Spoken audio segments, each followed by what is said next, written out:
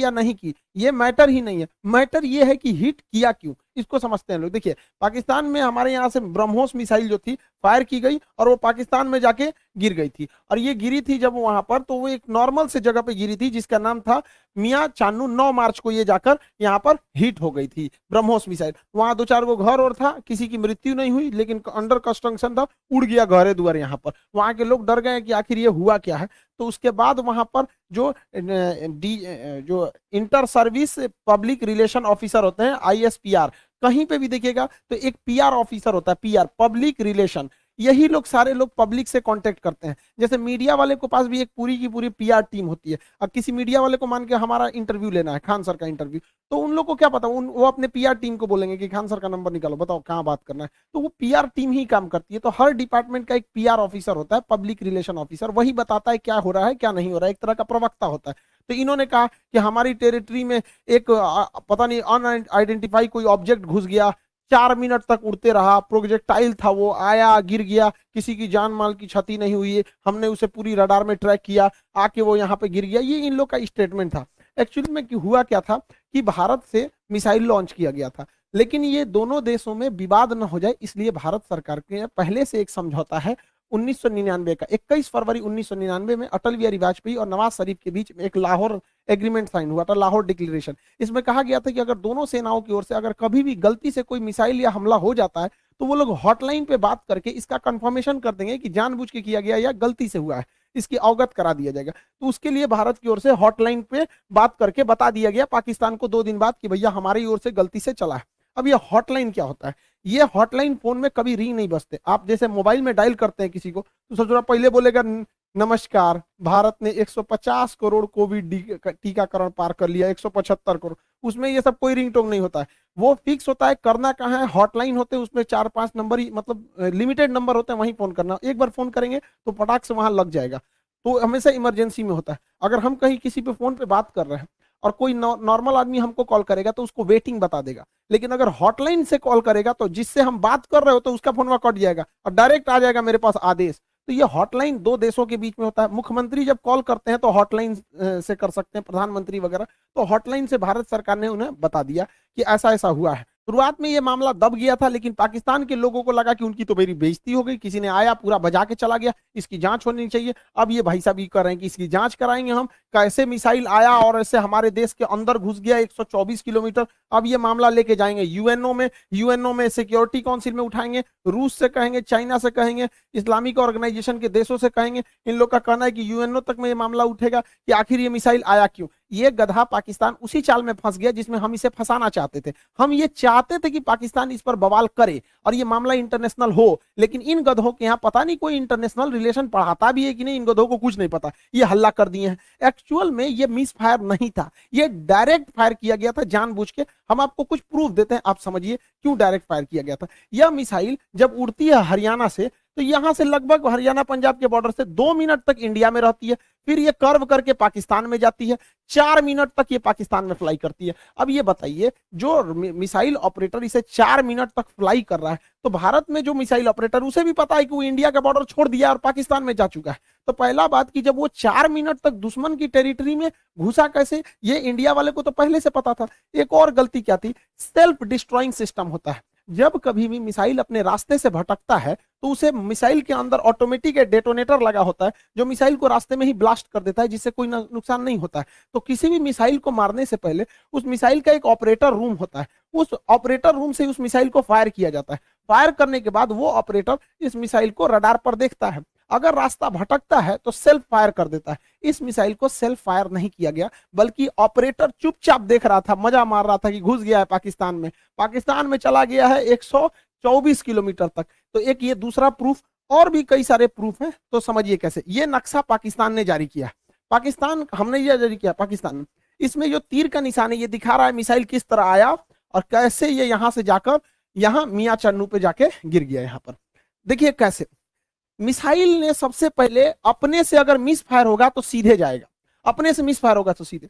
ये टर्न नहीं मार सकता है अपने से, माल फंक्शन की वजह से, गड़बड़ी की वजह से 90 डिग्री का कर्व नहीं मार सकता जब तक उसको पाथ फाइंड नहीं किया गया होगा, पहले से नहीं बताया गया। तो पहला 90 डिग्री टर्न अपने से नहीं मारा गया होगा। दूसरा, इस मिसाइल में कोऑर्डिनेशन फिक्स था।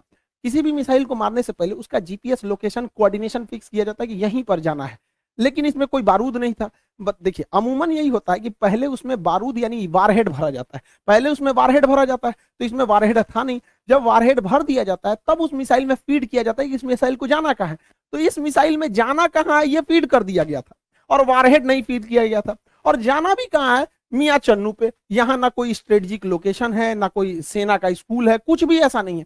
जानबूझ के भारत ने मिसाइल का वॉरहेड हटाया कि किसी की जान माल की हानि ना हो, और ऐसे जगह को चुन लिया जहां कोई स्ट्रेटेजिक महत्व नहीं है कि बवाल ना होगा। बस हमें मिसाइल घुसा के बवाल करना था, भयंकर बवाल नहीं कराना था। एक और देखिएगा, इस मिसाइल को अगर देखेंगे तो 104 किलोमीटर से ज्यादा ये भारत में रही है, 124 किलोमीटर गई है, उसके बाद भी ये एक्स्ट्रा गई है। यानी इस मिसाइल की रेंज जो थी वो 290 किलोमीटर ही है। इस मिसाइल की रेंज 290 किलोमीटर, लेकिन ससुराई ब्रह्मोस मिसाइल 320 किलोमीटर कैसे चल गया? लगभग ये 30 से 40 किलोमीटर एक्स्ट्रा चला है। देखिए ये पाकिस्तान का ही नक्शा ही दिखा रहा है कि 33 किलोमीटर एक्स्ट्रा चल गया है। बवाल है भैया, रेंज से 33 कैसे? तो कोई भी चीज को फेंकते हैं तो जब रेंज खत्म हो जाता है तो आराम से गिरता है। तो ब्रह्मोस और आगे गया था यहाँ पर, इस दौरान भी इसे सेल्फ डिस्ट्रॉय नहीं किया गया, यानी भारत से बैठ के ऑपरेशन टुकुर टुकुर देख रहा था, जानबूझ के किया गया है इसको। अगला देखिए, और भी ये खुद पाकिस्तान कर रहा है, उसको समझाते हैं। ये उनके आईएसपीआर है, inter service public relation, ISPR. समझ में आ गया? आईएसपीआर समझो, समझो, थोड़ा नहीं पता अभी यहाँ पे। पहला इनका कहना है कि हम उस पर नजर बनाए हुए थे। देखिए इन निकम्मों को, इसके देश में 124 किलोमीटर कोई मिसाइल घुस गई, इसको ये लोग अपने रडार में बस नजर बनाए हुए थे। ये खुद कह रहा है कि हमने बस उसको ट्रैक किया, उसको 124 किलोमीटर, क्योंकि उस मिसाइल की रफ्तार इतनी ज्यादा थी, 3 मैक की थी, कि हम उसे मार के नहीं गिराए। जबकि जब भी कोई एयरफोर्स में कोई दूसरी देश का जहाज या कुछ भी हॉस्टाइल सिचुएशन में कोई चीज एंट्री करता है तो स्टैंडर्ड ऑफ प्रोसीजर, एसओपी, जो कहता है कि सबसे पहले उसको मार के गिराओ। तो इन लोगों ने मारा नहीं वहां पर। 124 किलोमीटर जब ये घुसा है तो कई बड़े शहरों के ऊपर से क्रॉस करके गुजरा है, कई हाई वैल्यू टारगेट को क्रॉस करके गुजरा है, क्या पता वहीं गिर जाता।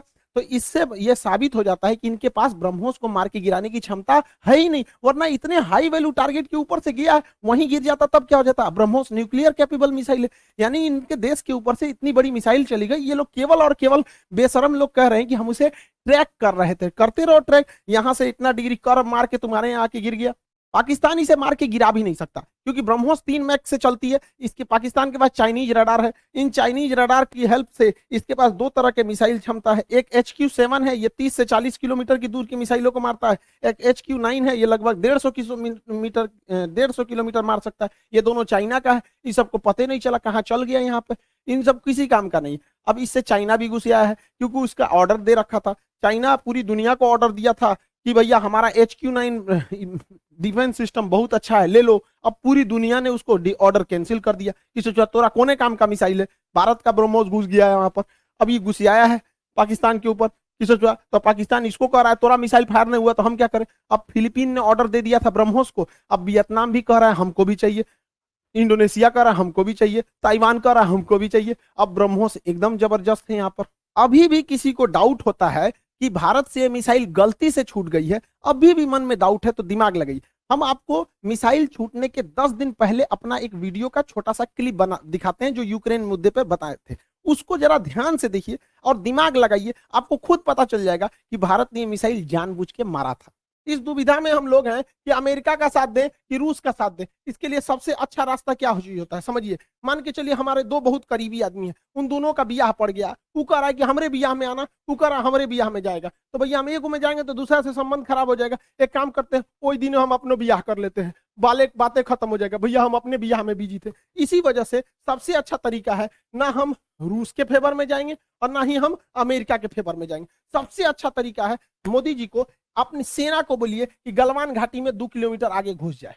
गलवान घाटी में जैसे 2 किलोमीटर आगे घुसेगी, लड़ाई तो करना नहीं है, उलझा के रखना है। 2 किलोमीटर जहां आगे घुसेगी उधर से चाइना वाले घुस जाएंगे, फिर वैसे ही स्टैंड ऑफ हो जाएगा। 2-3 महीना चलेगा, अमेरिका कहेगा हे बोलना रे रूस को, हम कुछ जी करें, हम तो खुदे लड़ रहे हैं चाइना से यहाँ पे, तो हम दोनों शांत के शांत रहेगा। आपको क्या लगता है, भारत को इधर उलझा देना चाहिए कि नहीं देना चाहिए? वरना आप मना करेंगे तो कोई ना कोई देश इस तरह से आपको कहेगा कि भैया हमारा साथ दो, उससे अच्छा हम खुद उलझे हुए हैं, बातें खत्म।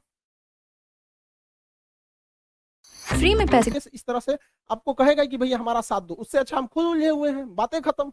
अब समझ में आ गया। हम लोगों को इस इंटरनेशनल कचड़ा में नहीं पड़ना था कि रूस का साथ दे, कि यूक्रेन का दे, कि नाटो का, कि अमेरिका का। इसलिए हम खुद बोले थे कि भारत को कहीं ना कहीं हमला कर देना चाहिए, ताकि हम लोग खुद ही इंटरनेशनल प्रेशर से बच जाएं। आज पूरी दुनिया नहीं कर रही है कि आप हमें जेलेंस्की का साथ दीजिए, नाटो का साथ दीजिए, कुछ नहीं कर रहा है। अब हम लोग यूक्रेन मारने से हट गए हैं क्योंकि पाकिस्तान इसे इंटरनेशनलाइजेशन कर रहा है, और हम लोग बच गए यहाँ पे। मोदी जी कभी कभी मेरी बात मान लेते हैं, कभी मान लेते हैं कभी कभी, लेकिन बहुत कभी कभी बहुत बवाल के बाद मानते हैं।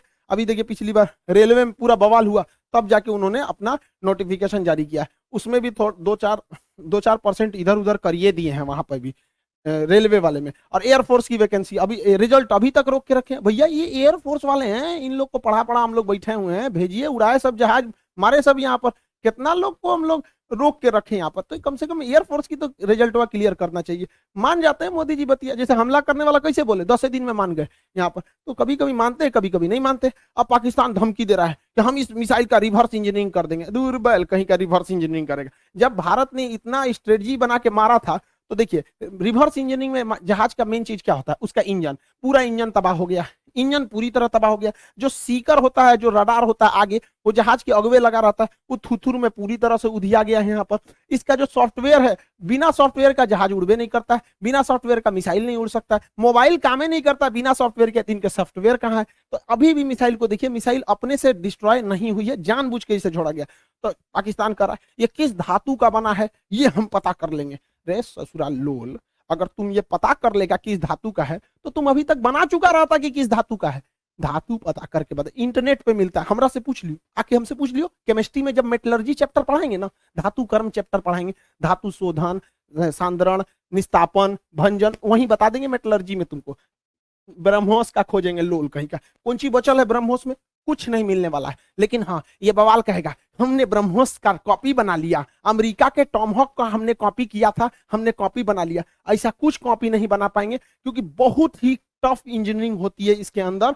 आपका आगे का जो रैमजेट इंजन है ये बर्बाद हो चुका है, फ्यूल सिस्टम बर्बाद हो चुका है, प्रोपल्सन सिस्टम बर्बाद हो चुका है, नेविगेशन सिस्टम बर्बाद हो चुका है। खाली खोपड़िया मिलेगा तो ये बना लेंगे मिसाइल। यहाँ पर गुलेल बनाना है, देख के बना लेंगे, लोल कहीं के यहाँ पर मिसाइल बना लेंगे। और तुम बना, भारत के पास पहले मिसाइल बनाने के बाद परीक्षण केंद्र जो था वो पोखरण में था, यहाँ परीक्षण करते थे, चांदीपुर में परीक्षण करते थे, व्हीलर द्वीप जिसका नाम कलाम द्वीप है उड़ीसा का, इसे करते थे। फिर नया जो था कर्नाटक के चित्रदुर्ग में परीक्षण करते थे। 4 जगह हम लोग का परीक्षण केंद्र था। अभी नया नया 5वां परीक्षण केंद्र खुल गया है पाकिस्तान। अब हम लोग हमेशा कभी कभी इधर परीक्षण करते रहेंगे ब्रह्मोस वगैरह का।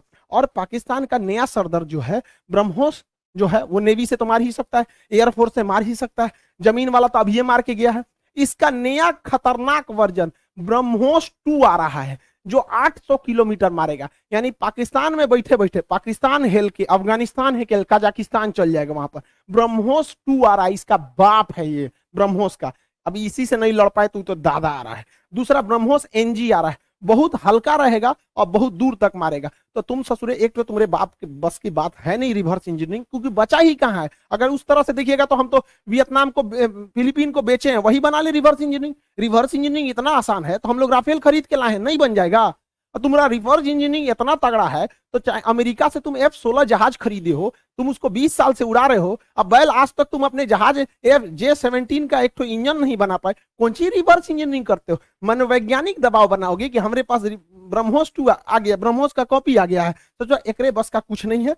ये बस मेकअप करेगा, चौथे शादी की तैयारी करेगा ये आंटी जी। खैर चाचा है, कोई बात नहीं, हम क्या करेंगे, बैल कहीं का, तुम सुधर जाओ, ऐसा कुछ नहीं होने वाला है यहाँ पर।